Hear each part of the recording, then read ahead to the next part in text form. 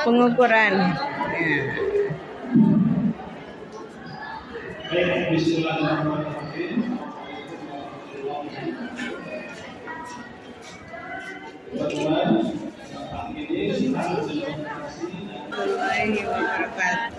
Ibu dan kakak semuanya. Sekarang kita akan praktek. Yang pertama, bagusnya kita polakan dulu kain kafannya selagi dia dimandikan. Saya praktekkan dulu tadi yang diteorikan di sana, memandikan.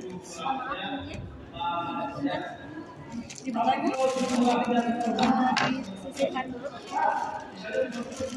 Jangan lupa nanti memandikan jenazah, terlepas dari itu keluarga kita atau bukan, untuk menjaga ya, kita pakai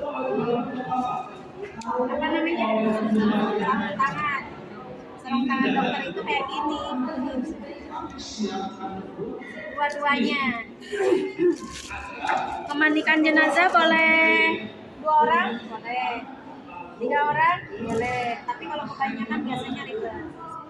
Jadi 2 orang juga sudah cukup, tapi nanti yang membantu ada beberapa gitu ya.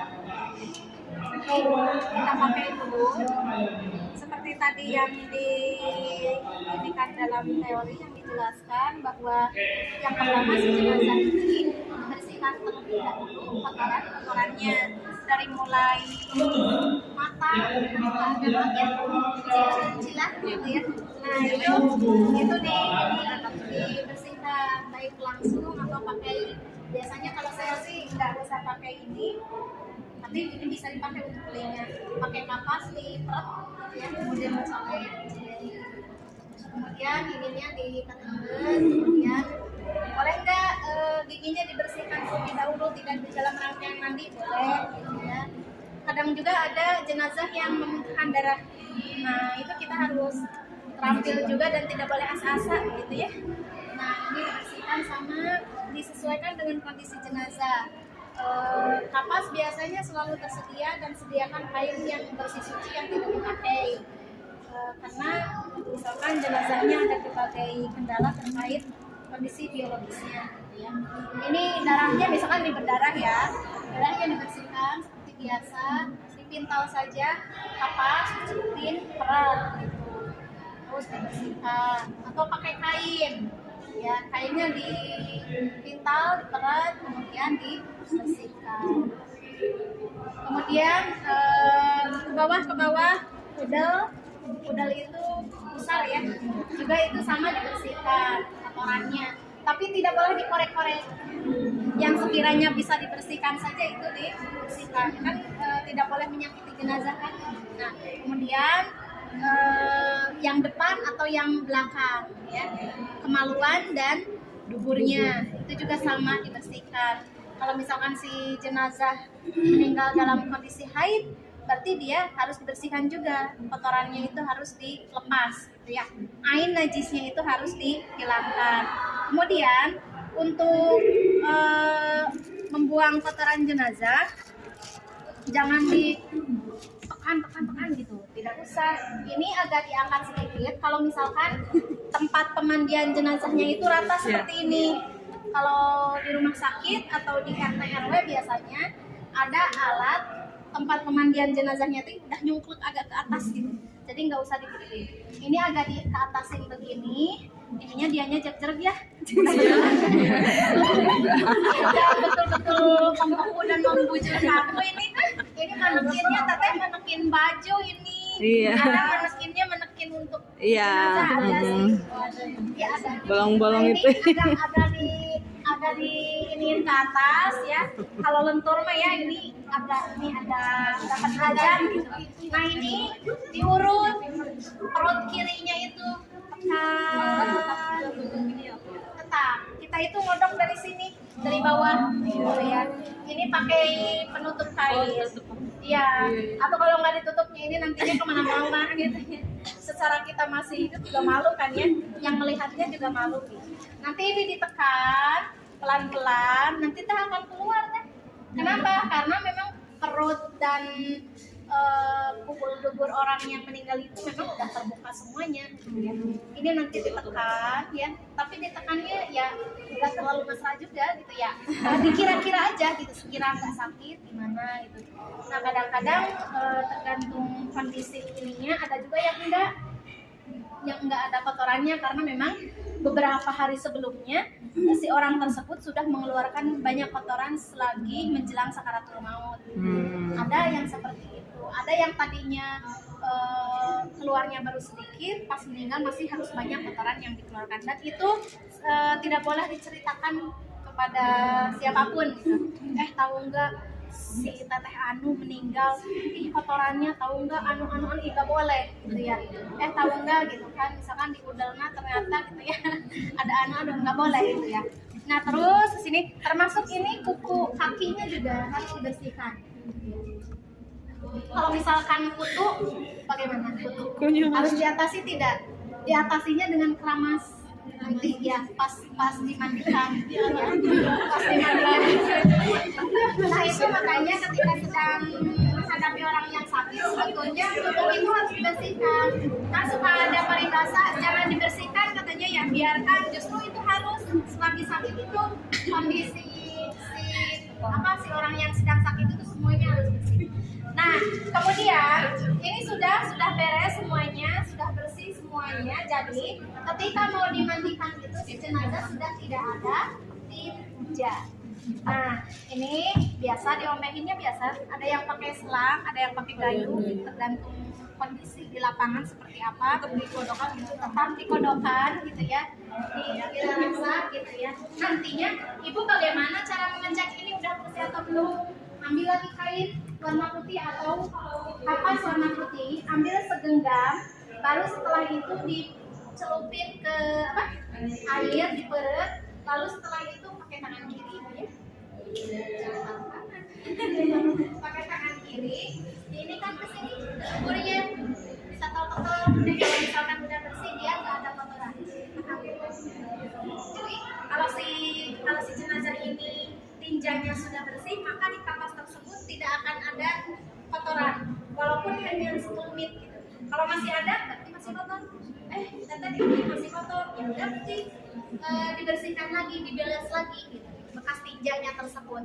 Nanti coba lagi, dites lagi, ambil kapas sekepal, dicelupin, diperut, nanti dites lagi ke sini kedudukannya. Oh, alhamdulillah ini sudah beres. Nanti setelah itu disiapkan untuk memandikan jenazah. Ceritanya air suci dan mensucikan, air sabun dan air kapur barus ya, ready, sudah siap. Air kapur barus dipakai untuk banjuran terakhir. Nah, sampo dan lain-lain sudah sedia. Ini yang ada di sini. Ya. Ini ada panitik. Kalau saya jarang menggunakan panitik. Sabun gitu ya, samponya. Ini wangi-wangian ya, ini air kapur barus ini atau apa? Atau hand sanitizer? Oh, ini minyak tuyul katanya. Nah, kemudian Teteh, ini tidak hanya kapur baru seperti ini aja ya. Kalau misalkan ibu aku mah biasanya pakai kapur barusnya itu yang wangi. Kalau yang ini terus terang saya juga agak kritis ya. Suka nyaranin ke keluarga itu, Bu, pakai kapur barusnya yang wangi ya. Oh iya, jadi sekarang suka diganti, tidak pakai yang ini. Nah ini kalau saya biasanya ini di tendos, ditumbuk begitu ya. Cuman kaget juga pas ketika Mas Kafani ini ditampurin ke kain kafan, ininya masih tajam-tajam gitu. Maka sama saya langsung disisihkan. Ibu ini jangan, kenapa Umi nanti sampai ke kulitnya kasihan. Jadi itu dicampurkan ke air pakai dasar terakhir. Nah, kemudian setelah itu banjur anggota wudhunya dulu. Basuh, bukan dibudukan, basuh anggota wudhu. Berarti kan dari mana dulu? Wajah. Iya, susunan tertibnya wudhu itu, masya Allah ya, ajaran Islam itu betul-betul tertib. itu dari atas dulu, seperti olahraga ya, dari atas dulu, dari atas banjur, kemudian tangan, kemudian kaki. Setelah itu banjur yang kanan 3 kali. Mana yang kanan teh? Kanan Ini. jenazah. Ini katanya. Banjur kanan. Berapa kali? 3 kali. 3. 2, 3. Banjur yang kiri. 1, 2, 3. Begitu. Enggak. Ini di tempat ya, di tempat karena belum disambungin.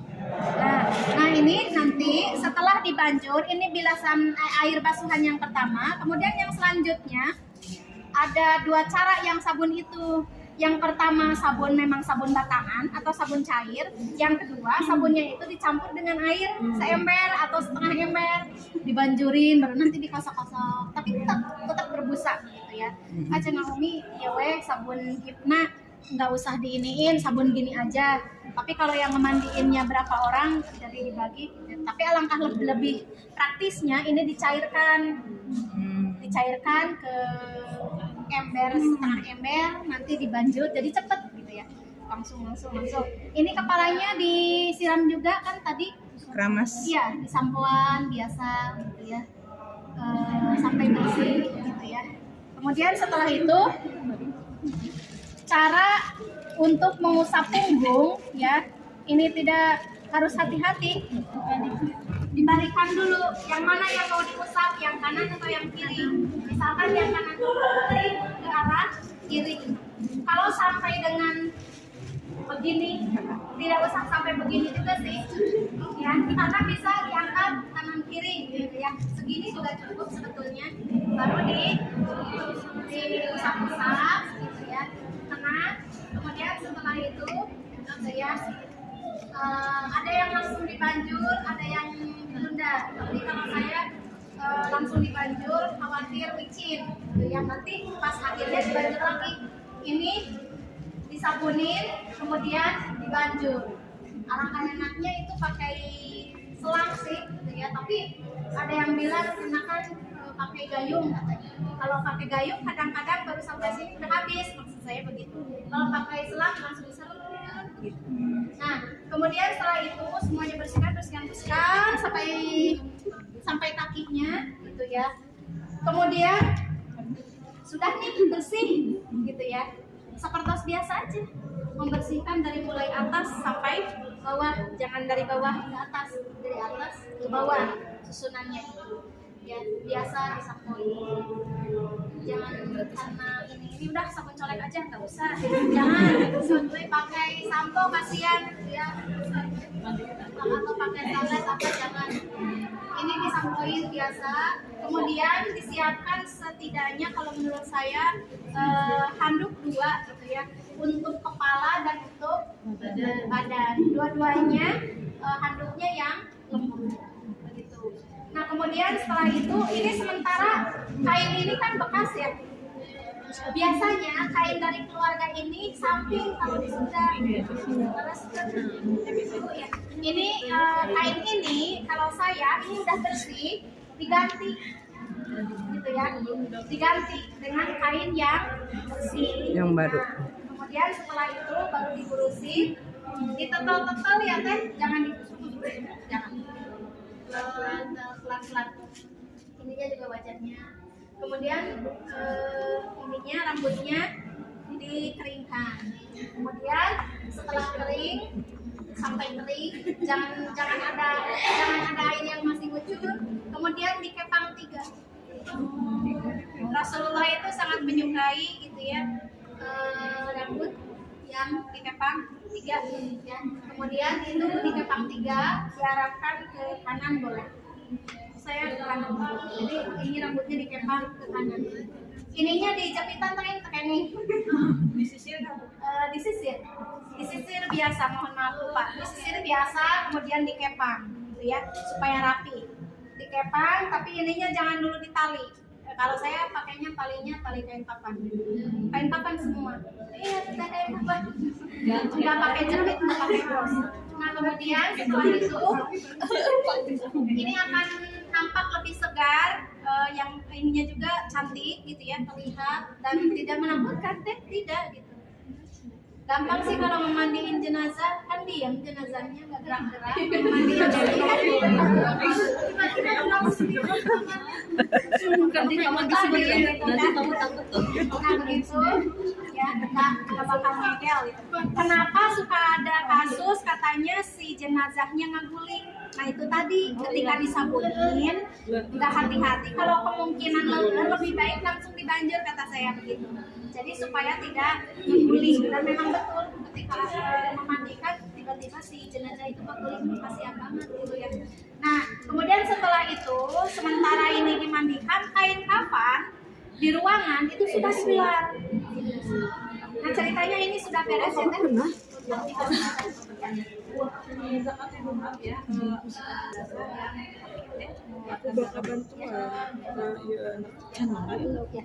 Kalau yang kecelakaan parah itu kan nggak dimandikan. Kemudian yang melahirkan juga sama.